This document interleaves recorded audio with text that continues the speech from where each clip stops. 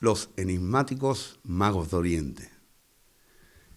Y digo enigmáticos magos de Oriente porque según las escrituras que tenemos a nuestra disposición, solamente el Evangelio de Mateo, capítulo 2, nos habla precisamente de esos magos de Oriente. Pero es curioso porque ni nos nombra sus nombres, ni nos habla de sus nombres, ni quiénes eran, ni el número, sino solamente que se desplazaron de Oriente hacia Belén siguiendo una estrella. Bien, nosotros nos vamos a basar en manuscritos armenios y árabes para descubrir la historia de estos magos de Oriente. En primer lugar, magos es una palabra etimológicamente persa que significa astrólogos. Bien, pues existía un legado que partió del rey persa Ciro II el Grande en el año 530 antes del nacimiento de Jesús. Y ese legado decía lo siguiente: cuando veáis una luz desplazarse de oriente a occidente, un gran rey nacerá en la tierra de Canaán, antiguo nombre de Israel. Id, adorarle y llevarle presentes. Bien, ¿qué pudieron ver estos astrólogos que les llamó tanto la atención en el cielo de Persia? La antigua Persia es lo que hoy en día es Irán, Irak y parte oriental de Turquía. Ya en un programa hablamos algo importante, que era la datación del nacimiento del niño Jesús, que aquí os lo resumo. Digo que lo resumo porque realmente lo que pudieron ver estos astrólogos que le llamaron tanto la atención en el 6 a.C. fue el planeta más grande del sistema solar, Júpiter, desplazándose de oriente a occidente por medio de la constelación de Aries. Y digo en el 6 a.C. porque cuando se le encargó la datación del calendario tal y como hoy en día lo conocemos, antes y después de Cristo, a Dionisio el Exiguo en el año 525, cometió dos errores garrafales. Consideró, porque es como antes se contabilizaban en aquella época, y así lo contabilizaba el monje bizantino Dionisio, se contabilizaba la fecha en base a los años de la fundación de Roma. Pues consideró la fundación de Roma en el 753 cuando fue en el 748, además de omitir esos 12 meses del nacimiento de Jesús, es decir, el año 0.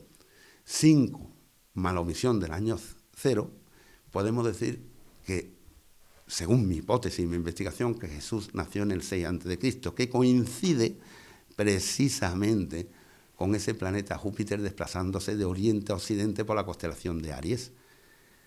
Bien, pues, ¿quién eran estos personajes? Los nombres que no aparecen en Mateo. Según estos manuscritos armenios y árabes, el mayor de todos, su nombre original era Melkon, que con el paso del tiempo se llegó a llamar Melchor. Su nombre significa Rey de la Luz. El segundo, Gaspar, que significa Administrador del Tesoro. Y el tercero, su nombre original es Belsarrusur, Baltasar, que significa Dios, el Dios politeísta de aquella época, Dios protege al rey, es su significado. Bueno, pues estos tres personajes, vuelvo a repetir, según estos manuscritos ocultos armenios y árabes, eran hermanos, hijos del mismo padre, pero de distinta madre.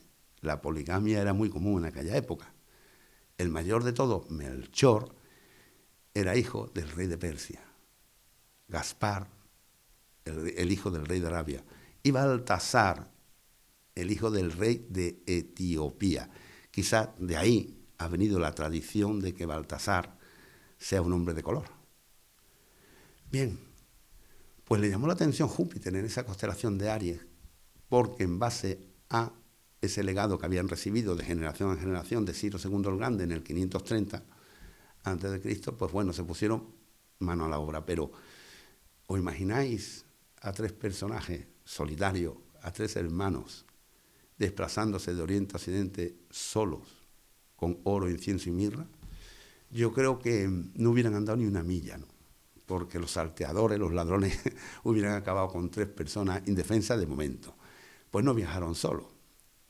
Acompañaron a Melchor una legión de 4.000 hombres, a Gaspar otra legión de otros 4.000 y a Baltasar otros 4.000 hombres. Estamos hablando que se desplazaron junto con estos astrólogos, sacerdotes astrólogos, desde Persia a Belén, un total de 12.000 hombres.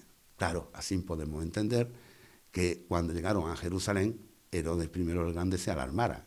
Evidentemente, nadie se alarma con 3 personajes, pero con 12.000 hombres montando escándalo, imaginaron, ¿no?, lo que podía significar. Bien, pues siguiendo la estela de Júpiter, llegaron a Siria, Jordania y al sur de Israel. Pero hay ese momento en donde perdieron esa luz, ese planeta. Júpiter coincide astrológicamente con el momento en que Júpiter se oculta detrás de la luna.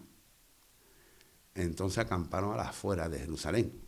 Y como he dicho anteriormente, 12.000 hombres en aquella época, pues Herodes, el rey Herodes I el Grande, pues evidentemente pues lo tenía aquí, sinceramente, ¿no? Pensaban que le iban a invadir, ¿no?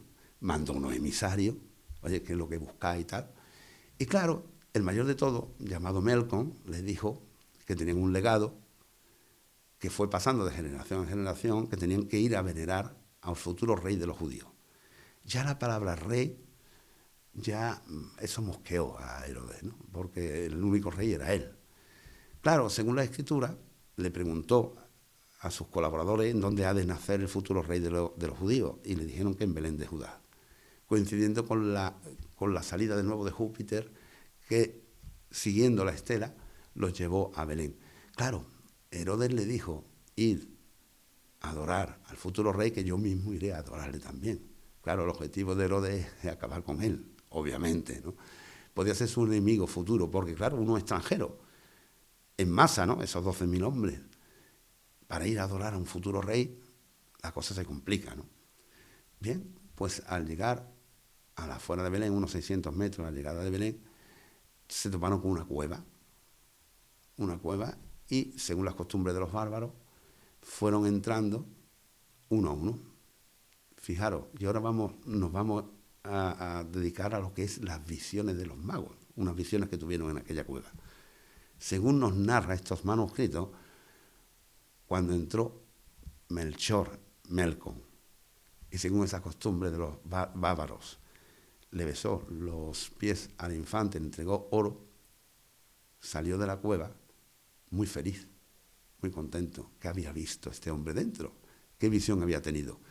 El segundo en entrar fue Gaspar. Hizo lo mismo que su hermano Melkon, pero cuando salió empezó a llorar amargamente. Nadie sabía por qué. Y el tercero fue Belsarrusur, o lo que es lo mismo, Baltasar. Al hacer lo mismo que sus 2 hermanos anteriores, pues salió de la cueva también muy feliz. Claro, los 3 empezaron a hablar: bueno, ¿tú qué has podido ver dentro de esa cueva? Melchor dijo que en el momento que le entregó el oro, tuvo una visión en el interior, que vio cómo un gran rey estaba rodeado de ángeles, llegando a la conclusión que estaba delante del futuro rey, lo que venía en aquel legado, de Ciro II el Grande, el emperador persa. Gaspar, le preguntaron, Gaspar salió llorando y triste, porque dentro de la cueva, cuando entregó incienso, pudo ver cómo ese niño se hacía mayor. Fue azotado, flagelado, fue humillado y vio cómo moría en una cruz. Y el tercero en entrar, la siguiente visión, fue Baltasar, y narró que vio cómo, una vez que fue sepultado, cuando le entregó la mirra, una vez que fue sepultado, pudo ver que el sepulcro estaba vacío. Estamos ante las 3 visiones de los Reyes Magos: el oro, que simboliza el Rey Dios; Gaspar, la pasión de Cristo; y Baltasar, la resurrección. Eso en base a esos manuscritos que hoy en día hemos mantenido a lo largo de la historia, lo que significa esas visiones y esa tradición. Bien, María, cuando estuvieron 3 días en Belén, con cíngaro, con tambores, montando fiestas, ¿no? Según las costumbres de los persas, le entregó un pañal. Ellos eran adoradores del fuego. Aquel pañal, cuando volvieron a Persia, lo arrojaron al fuego y, según narran los propios protagonistas, cuando el fuego se extinguió, el pañal estaba intacto. A partir de ahí se dieron cuenta que estuvieron delante de un personaje que iba a cambiar la historia y comenzaron a predicar. En muchas ocasiones hemos escuchado que las reliquias o, digamos, las tumbas de los magos están en Colonia, en Alemania. Realmente yo, ya saliéndonos de ahí, de lo que es la historia de los manuscritos, yo no me atrevo a decir en dónde pueden estar los cuerpos yacentes de los 3 magos de Oriente. Lo cierto es que imaginaros lo importante que fueron en aquella época, porque al día de hoy se sigue celebrando cada 6 de enero la visita de estos enigmáticos personajes que nos los narra Mateo, pero nos los desarrolla los manuscritos armenios y árabes. Las cabalgatas de los Reyes Magos comenzaron en el siglo IV, imaginaros, y la presencia de estos 3 personajes están basados en una historia que tras el concilio de Nicea quedaron ocultos muchos manuscritos que hablaban de Melchor, Gaspar y Baltasar, resolviendo los enigmas de los personajes más entrañables a lo largo de la historia para los niños y para los no tanto. Muchas gracias.